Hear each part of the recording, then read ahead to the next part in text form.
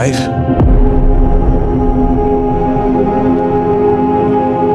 A son. And then what? We won the war.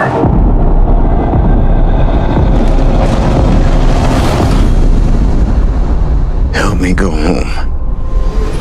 Hello, my name is Morley, and I'm here to review The Odyssey, directed by Christopher Nolan. Odysseus embarks on a dangerous voyage back to Ithaca, following the Trojan War, encountering treacherous creatures like the Cyclops, Polyphemus, and Siren. This is based on the Greeks conquering the Greeks, the Trojan horse mythology, with Odysseus, played by Matt Damon, who wins the Trojan War against the Greeks of the Troy War, and he seeks his way to find his way home. And he goes through a bunch of obstacles just to get there to see his wife and his son. This movie had a lot of controversy going on, a lot of conspiracy theories about what roles, what characters would be playing what. And I gotta say this, I believe Christopher Nolan deserves an apology for what people have been saying about certain actors playing certain roles. The funny thing is, a lot of the things that the roles we thought they were playing didn't actually turn out to be the characters that they were actually going to play. However, this movie, let's start off with the nitpicks. Obviously, this movie, no one would be speaking English. If it was set in that time, they're Greeks, they would be speaking in their own lingo, they'd be speaking in their own language. And half of these soldiers that they run into have certain armor that would not be available in that era. It just would not exist. Because Christopher Nolan has this way about him where you're constantly on the edge thinking about characters and the mythology. It's almost like you're on an assessment or having a history assignment and he's expecting you to know all this mythology, all these characters, and you'd go in there in the first 10 to 15 minutes kind of going, what? It's just overwhelming. And you wonder why these characters at the start, there's something important going on and they are doing something that's important to them, but as an audience, we don't know what that is until later on in the movie. And once it gets to the second act, my God, this movie, you feel like you are in the movie. You feel like you are in the adventure with the characters. I will say this.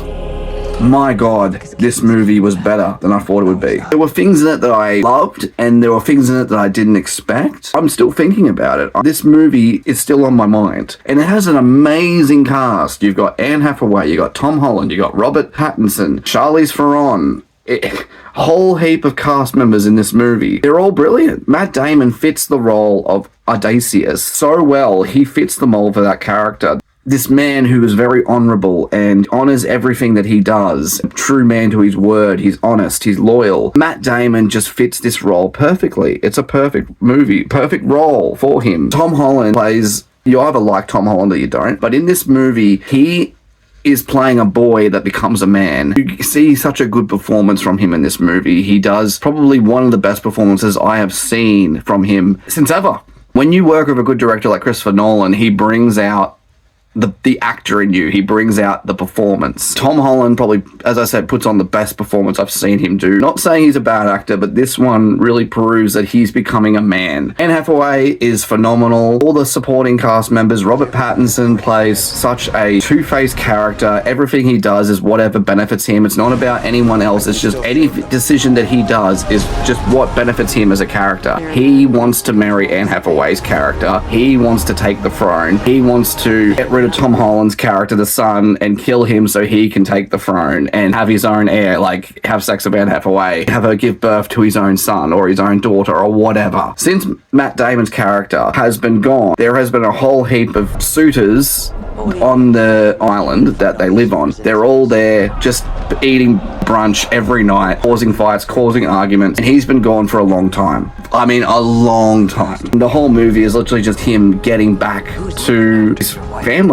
There are things in this movie that I absolutely love, and I'm going to say this. The crew. There is actually a crew that travel to locations, to islands, to actual locations, and there's real practical effects in this movie. What you're seeing is as real as it gets. Not much special effects involved. A lot of practical effects, and that's what I love. I miss movies like this. This movie actually took me back to my childhood, to the late 90s to the early 2000s, when practical was still a popular thing. The Cyclops scene was absolutely amazing. You could literally make a movie about them being stuck in the cave with the Cyclops. You can make a 90-minute movie just about that alone. And then they go on a farm, and a scene involving humans and pigs with a woman, and it's amazing. It is so creepy. Can't explain it because I don't want to spoil it, but my god, I was just envisioned with how just creepy and good it was. And then there are the giants. No matter how long this movie is, there are very few films where I barely like movies that are so long that go for 3 hours. I always believe that most movies you can cut 5 to 10 minutes to make it cleaner. I can't actually nitpick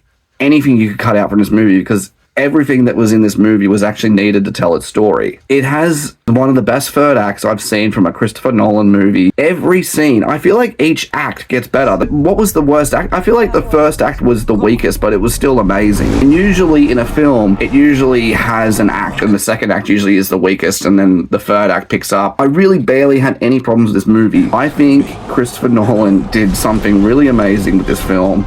Obviously, this is a type of movie that you would not get made today. What was the last medieval movie that is not directed by Ridley Scott? The last ones I saw were The Last Duel and Gladiator 2, and they're both directed by Ridley Scott. So seeing a medieval movie directed by someone else, it just brings a new, fresh perspective to that genre. 10 out of 10.